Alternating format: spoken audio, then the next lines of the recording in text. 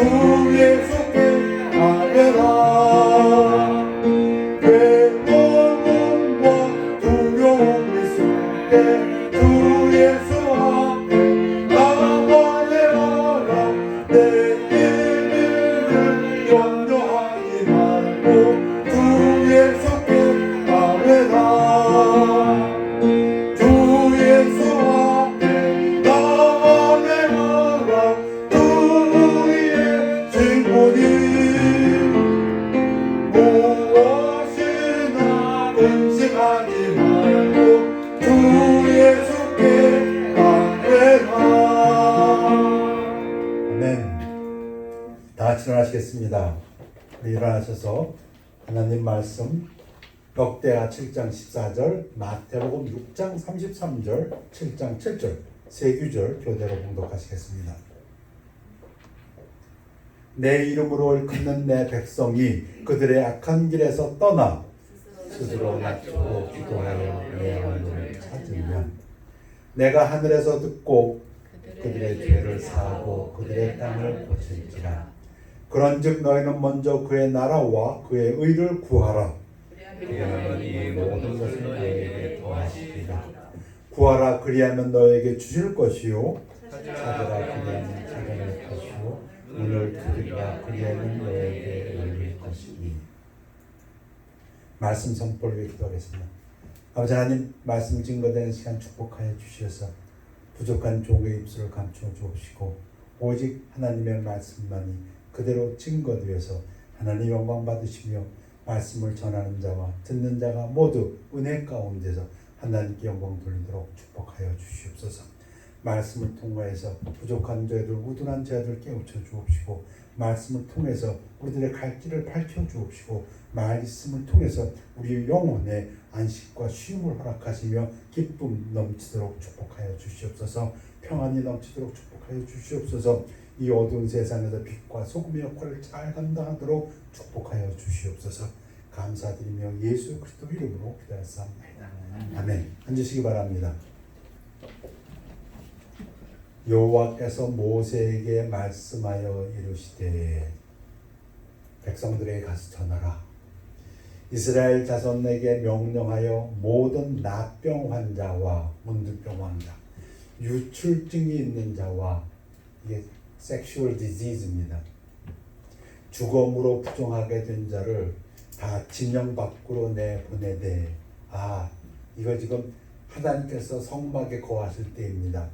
캠프 생활할 때 이스라엘 200만, 이스라엘 12지파가 캠프를 치고 그리고 하나님의 그 성막을 따라서 그때 살 때 얘기입니다. 그런데 납병 환자, 유출병, 몸에서 피가 흐르는 환자, 주검, 시체를 만지거나 가까이 한 자, 그렇게 해서 부정하게 된 자, unclean 된 자는 다 진 밖으로 내쫓아라. 이유는 남녀를 막론하고 다 진영 밖으로 내보내요. 그들이 진영을 더럽히게 하지 말라. 왜? 내가 하나님이 그 진영 가운데 거하느니라. 하나님이 내가 여기 있으니까 내가 있는 곳에는 이렇게 부정한 것들을 좀 몰아내라. 여러분, 그 하나님이시라면 지금 우리 신약에서 우리 잘 배웠습니다. 우리가 어떤 사람들이라고요? 하나님의 영이 우리 안에 거하시는 우리가 성전입니다. 그럼 우리 하나님 우리와 함께 있으면 우리도 부정한 것들은 멀리 해야 됩니다. 그런데 부정한 것들, 이 신학자들이 성경을 다 공부하다 보니까 대개 한 4가지 정도가 나옵니다. 뭐가 나왔냐면 죽음과 관련되어 있는 것들, 사망과 관련되어 있는 것들이 있고, 그 다음에 섹스와 관련되어 있는 것들도 있습니다. 그런가 하면 질병, 여기서 문둥병이 예를 나왔는데요. 질병과 관련되어 있는 것들도 있고요. 그런가 하면 이단과 관련되어 있는 것들, 이거 하나님께서 부정하다. 근데 가까이 두지 말라. 진 밖으로 버려라. 보내라. 그런데 그 중에서 부정한 것 중에서 가장 부정한 것이 죽음과 관련된 겁니다. 죽음, 동물의 시체, 사람의 시체. 그런데 그 중에서도 사람의 시체입니다. 얼마나 강조하셨냐면, 예를 들어서 보통 사람은 장례식에 죽음 시체 가까이 갈 수가 있습니다. 근데 레위인들은 가까운 친척, 부모나 아주 가까운 친척의 장례식에만 실제 가까이 갈 수 있습니다. 그럼 제사장들은 그것도 안 돼요. 특히 대제사장은 자기 부모의 장례식에도 못 갑니다. 죽음을 멀리 하시죠. 그만큼 하나님께서는 이 사람의 시체를 부정하다고 했어요. 그러다 보니까 이제 또 신학자들이 또 이제 믿음의 사람들이 생각해요. 왜 그럴까? 아, 맞다. 이 사람의 사망이라는 것은 죄의 값이기 때문에, 죄의 싹은 사망이기 때문에 하나님께서는 죄와 함께 하시지 못하기 때문에 그 죄의 결과인 사람의 시체하고는 멀리하라고 그렇게 강조하셨나 보다. 왜? 아직은 이들은 하나님의 은혜 가운데 있지 못하기 때문에. 우리는 그렇지 않습니다. 우리는 그 뒷부분까지 있지 않습니까? 하나님의 은사는 그리스도 예수 우리 주 안에 있는 영생이니라. 우리는 거룩하게 됐기 때문에 아직 그런 율법에 저촉을 받지 않습니다만 구약에서는 이렇게 했습니다. 죽음, 사망은 죄와 관련이 있다. 그 성경이 가르치는 진리입니다. 여러분 창세기를 읽다 보면 아담이 930세까지 살았습니다. 가인과 아벨 죽고 그 다음에 셋을 통해서 또 하나님께서 인류를 갖다가 번성시킬 때 셋은 912세 살았고요. 에노스는 905세, 게나는 910세, 마할랄레는 895세, 야렛, 제 손자 이름하고 똑같습니다. 쥐레트 962세. 인류 역사상 두 번째로 오래 산 사람. 에녹 365세. 하늘로 가버렸습니다. 65세의 아들을 낳았는데 그동안 300년 동안 하나님과 동행하다가 하나님이 넌 나한테 와 하고 그냥 승천시켰어요. 그래서 성경에는 God took him and worked with God. 하나님과 동행하다가 하나님이 데리고 갔다. 무두셀라, 주일학교 성경 문제, 성경에 기록된 인물 중에서 가장 오래 산 사람 무두셀라 969세, 라멕 777세. 좀 조금 살았네요, 그죠? 노아가 950세. 제가 9명을 다 토해봤습니다. 에녹만 빼고. 그리고 9로 나눠보니까 평균 912.222 평균 900살 이상 살았어요. 그런데 이 노아가 600살 때 홍수가 나지 않습니까? 그때 아들이 셈과 그다음에 가나안, 함과 야벳이 있었고요. 그때 아들들은 한 500살쯤 됐습니다. 그 후에 대홍수 이후에 사람들이 아르박사 438세, 셀라가 433세, 에벨이 464세, 펠렉이 239세. 그럼 읽다 보면 이게 궁금해집니다. 이거 뭐야? 벨렉은 30세에 로를 낳았고, 로를 낳은 후에 209년, 이거 이상하다. 지금까지는 어땠는데? 그 선조들 보면 셀라를 낳은 후에는 403년을 살았고, 에벨을 낳은 후에는 430년을 살았고, 하다가 갑자기 벨렉은 로를 낳은 후에 209년, 이건 이상하다. 완전 반토막이 되어버렸습니다. 그러면 노아까지 족장들이 평균 900세, 912세는 그 다음에 노아 홍수 다음에 450세로 반이 꺾어졌어요. 그거는 우리가 잘 배웠습니다. 여러 가지를 통해서 배웠습니다. 환경이 변해버리는 바람에 이 지구가 변했다. 물층이 없어졌다. 그래서 환경이 변해보니까 하나님께서도 이제부터는 채소만 먹지 말고 고기도 먹어. 그래 또 모처럼. 그리고 버텨야 되니까. 그래서 수명이 반토막 됐나 보다. 450으로 이해가 돼요. 근데 왜 또 3, 4대 내려오다 갑자기 벨렉에 와서는 400몇 년 살다가 200살로 또 많이 토막난다 이겁니다. 그래서 성경을 다시 읽게 됩니다. 그래서 그 창세기 10장으로 가서 벨렉에 관한 구절을 읽어보니까 에벨은 두 아들을 낳고 하나의 이름을 벨렉이라 하였으니 그때 세상이 나뉘었으며. 이 벨렉이란 그 사람의 이름 자체가 팔라크, 이게 나누어지다, 쪼개어지다 이런 뜻인데 성경에 10장 25절에서 써놨어요.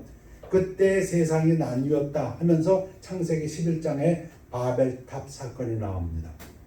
하나님께서는 노아를 통해서 새로운 민족을 일으켜주시면서 인류를 일으켜주시면서 온 땅에 번성하라 흩어져서 이게 하는 뜻이었는데 신할 광야에서 그 사람들이 모여서 말하되 자 성읍과 탑을 건설하여 그 탑 꼭대기를 하늘에 닿게 하여 우리 이름을 내고 하나님은 사라져버렸어요. 벌써 이게 벌써 노아 때의 홍수로 그 죄 많은 부패된 인류를 싹 쓸어버리고 노아 가족 8명만 남았는데 또 몇 대가 내려오면서 또 반역합니다.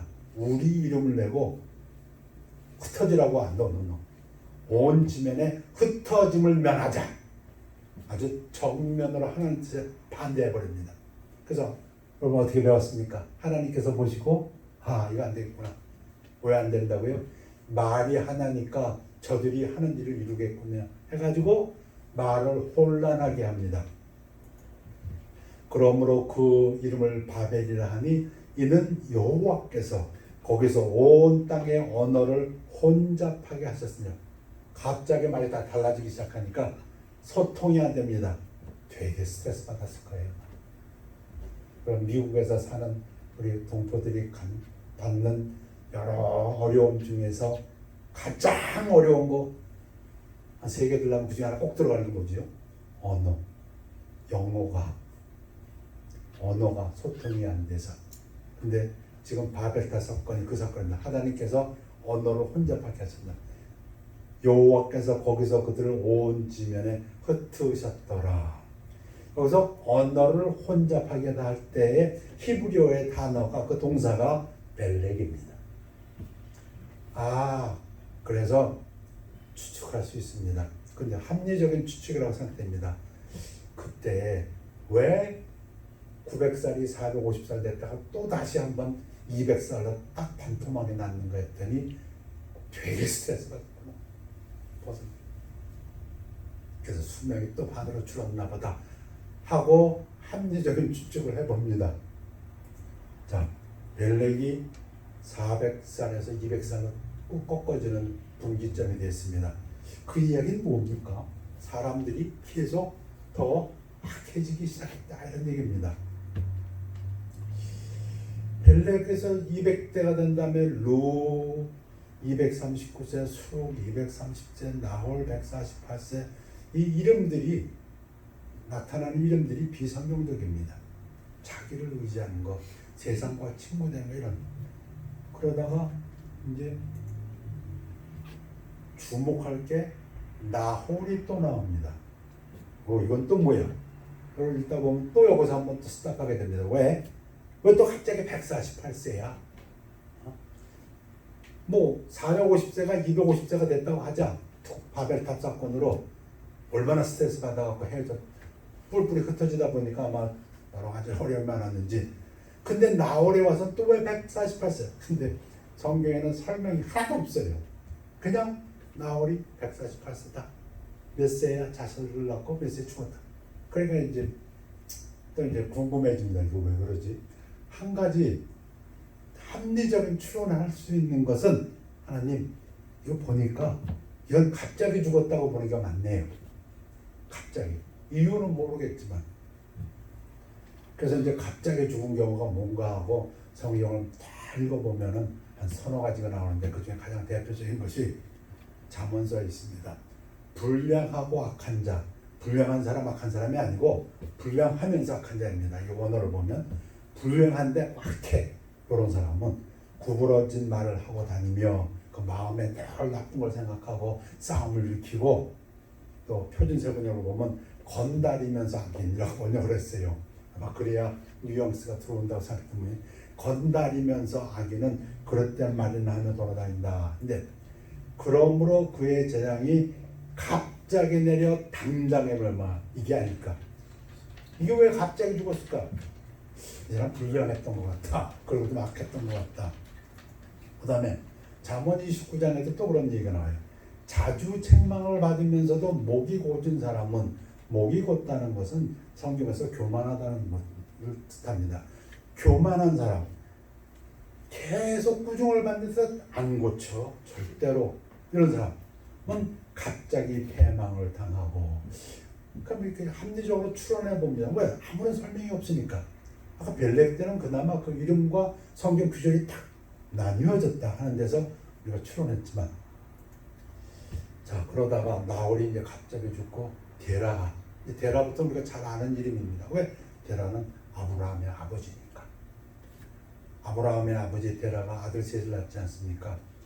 나홀을 낳고 뭐 하람을 낳고 아브라함을 낳고 첫 번째가 아브라함이죠. 그럼 데라는 어떤 사람인가? 아브라함의 아버지가 궁금하지 않습니까? 이 사람은 우상 숭배자입니다. 그럼 뭘 얘기합니까? 하나님께서 아담, 이 가인과 아벨 낳아서 살인극 벌이고 셋을 주었고, 또 모든 게 다 죄야. 그래서 노아를 통해서 또 새로 시작하셨는데, 노아의 자손을 통해서 셋의 자손을 또 쭉 내려오다가 악이 또 많아져서 이 데라는 우상 숭배자입니다. 성경에 있습니다. 여호수아가 모든 백성에게 이르되 이스라엘의 하나님 여호와께서 이같이 말씀하시기를 옛적에 너희의 조상들, 이거 훌륭한 조상이었으면 참 좋은데요. 곧 아브라함의 아버지 나홀의 아버지 데라가 강 저쪽에 거주하여 다른 신들을 섬겼으나, 잘 알려진 사건입니다. 뭐가요? 아브라함의 조상, 훌륭한 조상이 아니라 우상 숭배자, 우상 들도 그랬다. 그래서 하나님께서 하실 수 있는 것이 무엇입니까? 야, 거기서 나와. 그 우상 드글드글하는 데서, 우상 섬기는 데서 나와. 그게 12장 1절 아닙니까? 이제 아브라함의 역사. 하나님이 아브라함에서 또 시작하십니다. 여호와께서 아브라함에게 이르시되 너는 너의 고향과 우상 섬기고 있는 고향, 친척, 우상 섬기고 있는 친척들, 아버지 자체가 우상 숭배자, 집을 떠나라. 내가 내게 보여줄 땅으로 가라. 환경을 바꿔 보내주라. 그래서 유브라데 강을 건너오게 합니다. 그래서 어떤 신학자들은 아브라함을 히브리인이라고 하는데, 히브리인이라는 뜻 자체가 유브라데 강을 건너온 자들이다, 또는 노예다 뜻이고요. 자, 세월이 흘렀습니다. BC 2000년, 주전 2000년에 아브라함의 시대가 있었고, 주전 1500년에 모세의 세대가 있었고, 주전 1000년에 다윗의 세대가 있고, 또 500년 흘렀는데 어떤 사건이 일어나죠? 이 아브라함의 자손들 멸망합니다. 죄송합니다. 하나님의 자손들, 다윗을 통해서 성전 솔로몬 짓게 하시고 그 하나님의 영광을 나타냈던 그곳 성전 다 무너지고 이스라엘 왕권 다 무너집니다. BC 722년에 아수르에게 부왕국 이스라엘 멸망하고. 왜? 죄 때문에. 죄값은 상하라 그랬네.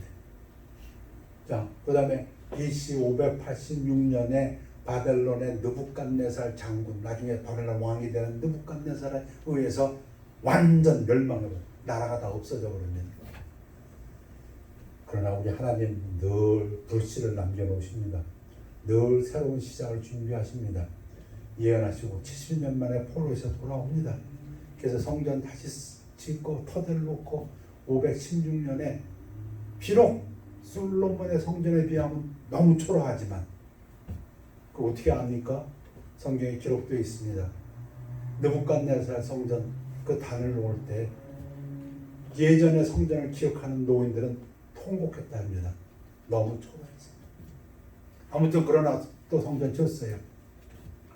하나님의 은혜로 남은 자도 돌아왔습니다. 예루살렘에 왔어요. 그럼 모든 게 달라졌습니다. 나라는 없습니다. 옛날에 살던 땅 없어져 버렸어요. 내 마음대로 살지도 못해요. 왜? 이제는 지도자들이 유대인들이 아닙니다. 이방 지도자들이 힘을 갖고 그들 말 들어야 됩니다. 같이 살던 이웃 유대인들 그리고 잡족들이 섞여 있습니다. 그들이 때로는 적대적으로 할 때도 힘을 못 써요. 왜? 우리나라도 더 이상 아니고 지도자도 우리 지도자가 아니고, 그래서 간신히 그들이 호의로, 아마 그 표현이 맞을 것 같습니다. 호의로, 그래 니들은 그럼 니들 예배 드려. 그냥 이걸로 해서 예배나 지금 드리고 있는 상황이 되다 보니까 BC 500년 에스라가 성경을 다시 연구합니다. 왜 이렇게 되어 있는가? 왜 하나님의 백성이 그래서 쓴 책이 역대상하입니다. 그 역대상하는 새로운 책이 아닙니다. 역대상하는 그 전에 사무엘상하, 열왕기상하에 있던 걸 중복됩니다. 그걸 다시 씁니다.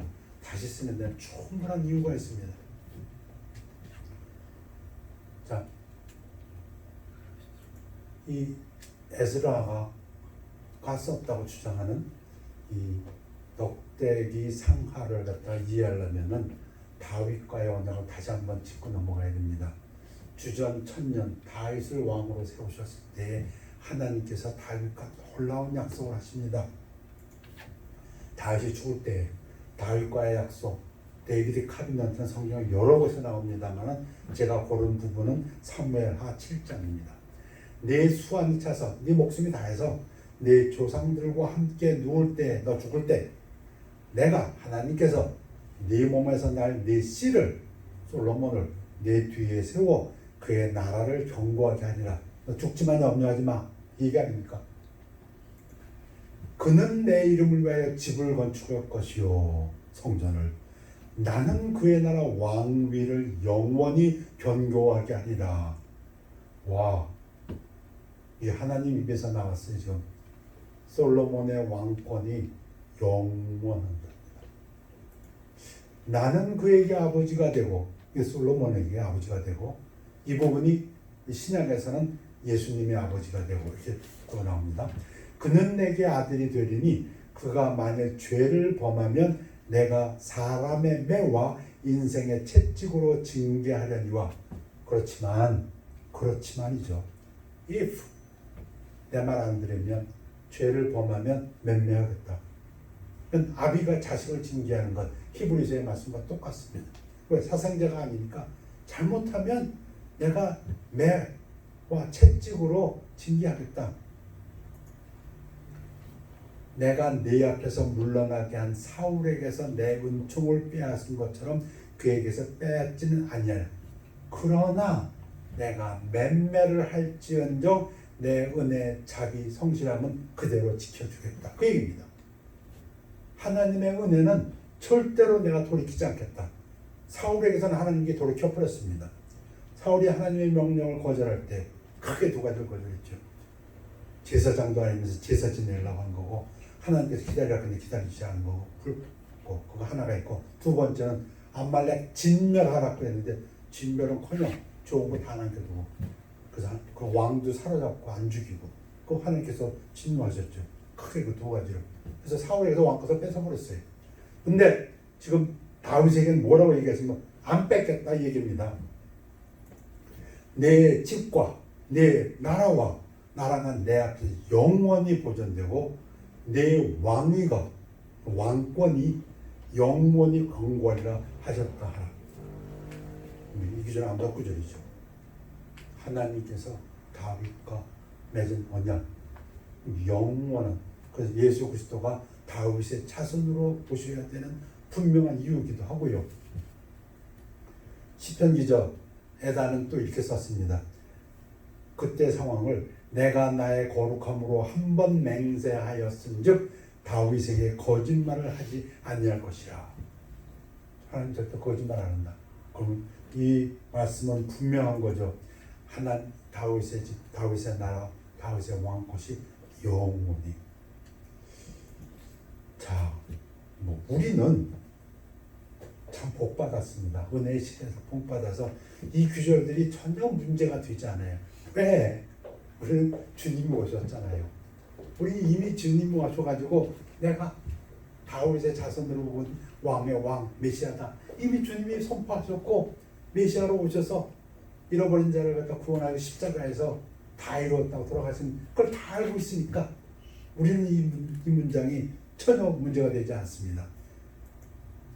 그래서 다윗에게 하신 하나님의 약속은 가깝게는 솔로몬을 통해 성취된다. 솔로몬이 왕권을 잡게 되고 번성하게 되니까. 하지만 솔로몬은 실패했죠. 맴매맞죠. 그래서 나라가 둘로 쪼개지지 않습니다. 쪼개지지만 하나님은 또 지켜주시지요.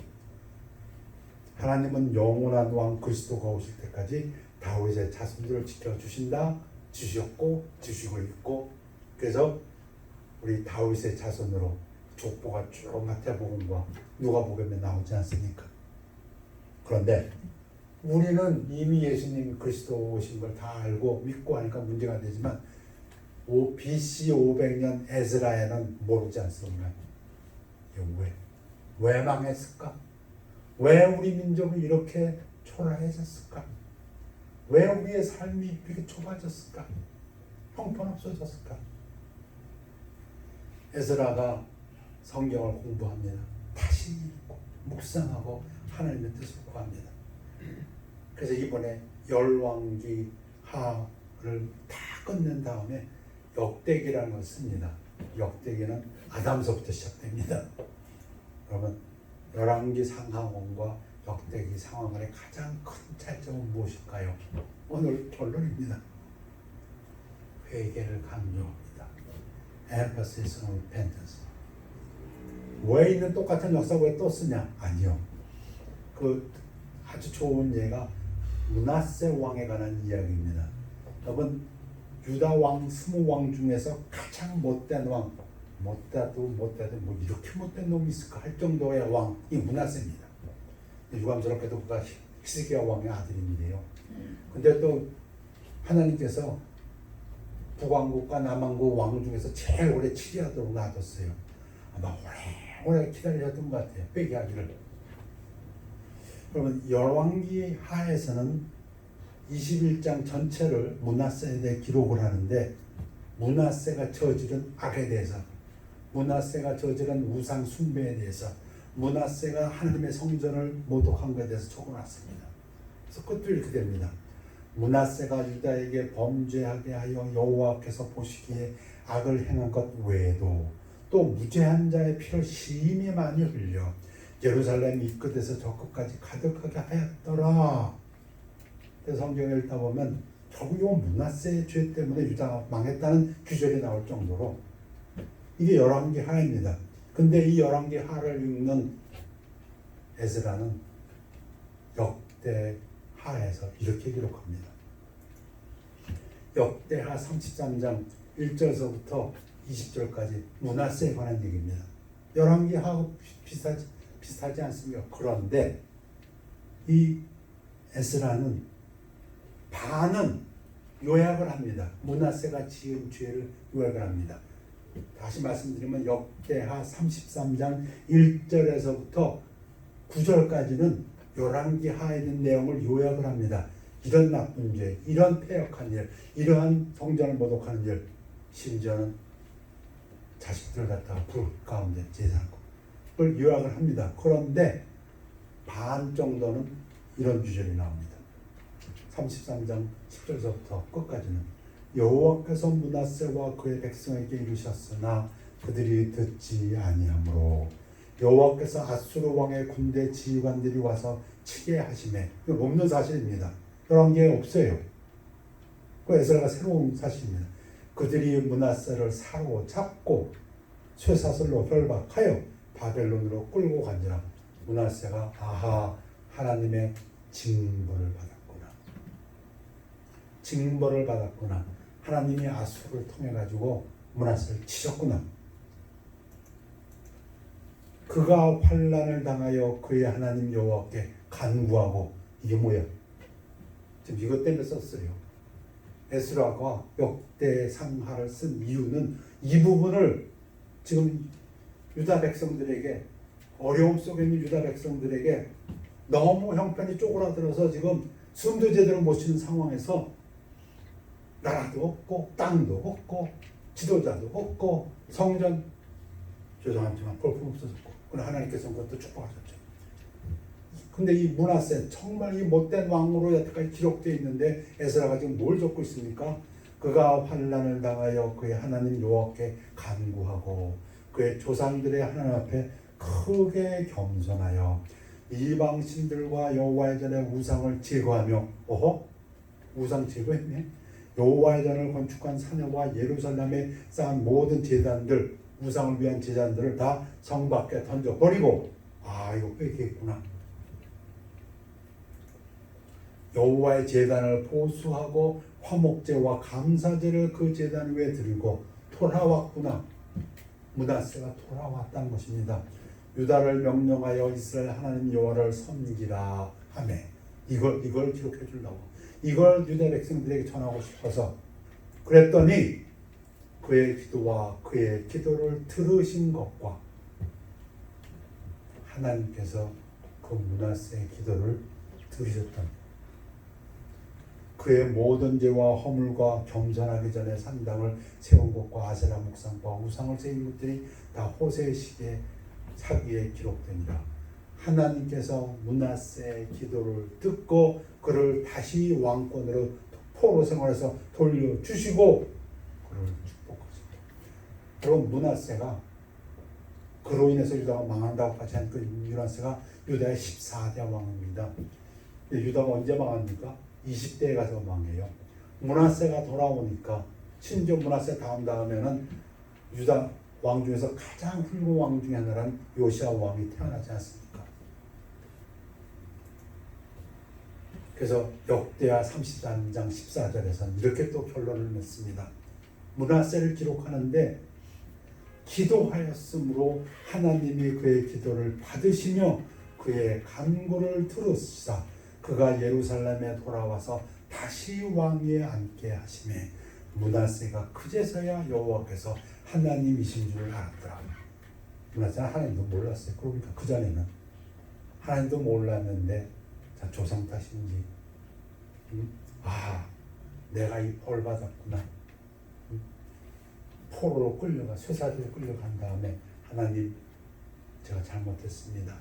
하나님에게 돌아오니까 하나님께서는 또 그 기도를 받으셨다. 그리고 회복시키셨다. 그 유다를 지속하게 하셨다. 무엇을 얘기하려고 열왕기 상하가 아닌 역대기 상하를 다시 썼습니까? 이 얘기를 하고 싶어서, 그 에스라 하고 싶었던 그 역대기 상하를 에스라가 썼다면 이 얘기를 하고 싶어서, 인생에는 두 가지 삶이 있다. 사랑하는 유다 백성들이요, 첫째의 삶은 하나님을 찾는 삶이고 to seek God고, 또 하나의 삶은 하나님을 버리는 삶이다. to forsake God. 둘 중에 어딜 택하겠는가? 중간은 없습니다. 하나님을 찾는 삶, to serve God with a whole heart, 그렇게 얘기해요. 온 마음으로 하나님을 섬기는 것. to do what is right in the eyes of God, 하나님 보시기에 옳은 일을 하는 삶. 그 죄의 역사를 보니까 항상 죄 속에 빠졌어요. 아담, 하와, 가인, 살인자, 셋으로부터 오다가 노아 때 또 온 세상이 죄에 빠졌어요. 그 노아로부터 다시 시작해서 그 셋의 자손으로 내려오다가 또 죄 가운데 빠져. 대라는 우상 숭배에 쩌들어 버렸어요. 할 수 없이 그 우상 숭배의 아들 아브라함 하나 통해가지고 유브라데 강을 건너게 하시고 또 시작합니다. 내가 너로 하여금 복의 근원이 되게 하리라. 복이 되게 하리라. 너를 통하여 만민족을 복을 주리라.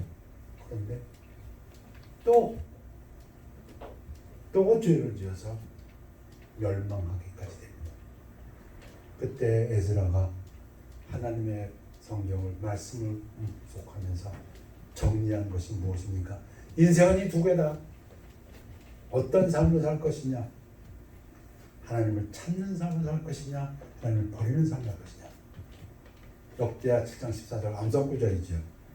내 이름으로 걷는 내 백성이 그들의 악한 길에서 떠나 스스로 낮추고 기도하여 내 얼굴을 찾으면 내가 하늘에서 듣고 그들의 죄를 사하고 그들의 땅을 고칠지라. 네 가지를 얘기하고 있어요. 회개에 대해서 네 가지를. 하나, 악한 길에서 떠난다. 두 번째, 겸손한다.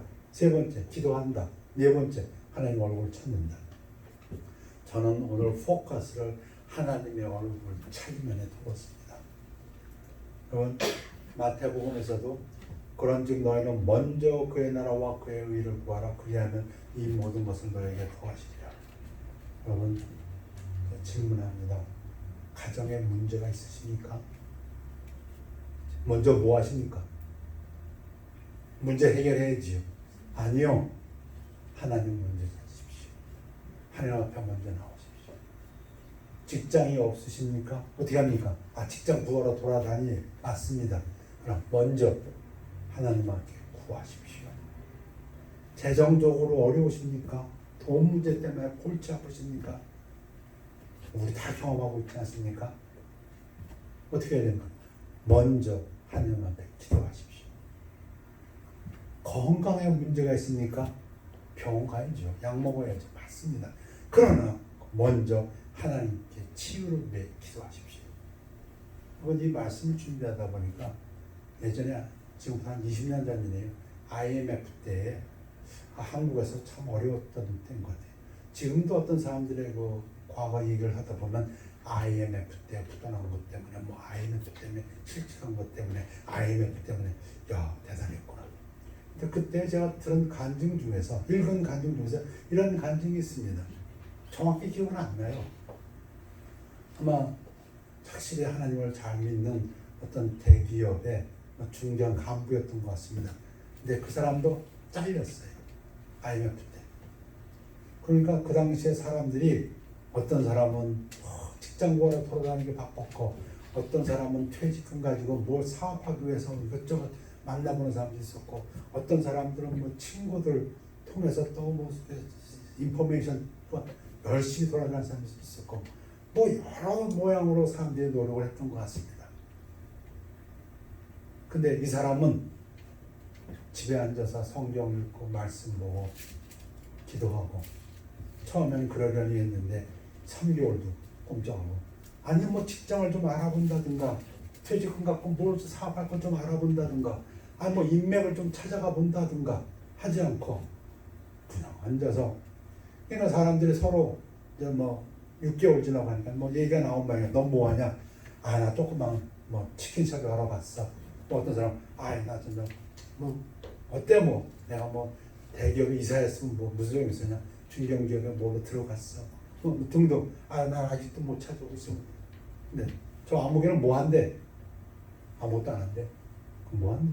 기도하고 있대. 성경 보고. 아마 집에서도 좀 눈치를 받은 것 같아요. 그 사람이. 제 생각에는 저런 거 안 되는데 아마 집에서 와이프하고 가족들에게도 좀 눈치를 봤던 것 같아요. 근데 그 사람 10개월쯤 된 다음에 아마 그게 소문이 났는지 모르겠어요. 내용은 즉시 이렇게 끝나는 거였으니까 그 사람이 다른 기업에서 그 사람이 이 사람이 이런 경력 있고 실력 있고 이 사람 믿을 만한 사람이다 해서 오히려 스카우트 당했다는 그런 간증 그걸 하는 걸 제가 들었어요. 남의 이야기입니다. 그건 남의 이야기고 중요한 거 하나 말씀드리고 싶은 것은 먼저 하나님의 얼굴 구하십시오. 뛰려고 하십니까? 그럼 제일 먼저 서서 방향부터 딱 보고 뛰어야 되는 것처럼 급하다가 뛴다고 아무 쪽으로 뛰면요 방향 틀리면 다시 돌아오는데 더 힘들어요. 급하면 급할수록 힘들면 힘들수록 어려우면 어려울수록 먼저 하나님 얼굴을 구하셔야 합니다. 그래서 오늘 설교 제목이 먼저 하나님의 얼굴을 찾으라. Seek God's face first. 기도하겠습니다. 하나님, 인류의 모든 삶을 성경을 통해서 돌아보면서 삶을 두 가지로 정리했습니다. 복대 상태에서 하나님을 찾는 삶인가 하나님을 버리는 삶인가. 하나님, 하나님을 섬기다가도 어려울 때 오히려 하나님을 버리는 그런 어리석음을 범치 아니하고 어려울수록 더 하나님 앞에 나와 하나님을 찾고 매달리고 기도하는 성도의 삶이 되도록 축복하여 주시옵소서. 그리하여 그 악한 왕 므낫세가 회개하고 기도했을 때 하나님께서 그 기도를 들어주실 것처럼 하나님께서 사랑하는 성도의 기도를 들어주셔서 우리 주님의 보혈로 구원받은 귀한 성도들의 이 삶을 축복하여 주시옵소서. 감사드리며 예수 그리스도 이름으로 기도했습니다. 아멘. 487장 죄짐 맡은 우리 구주.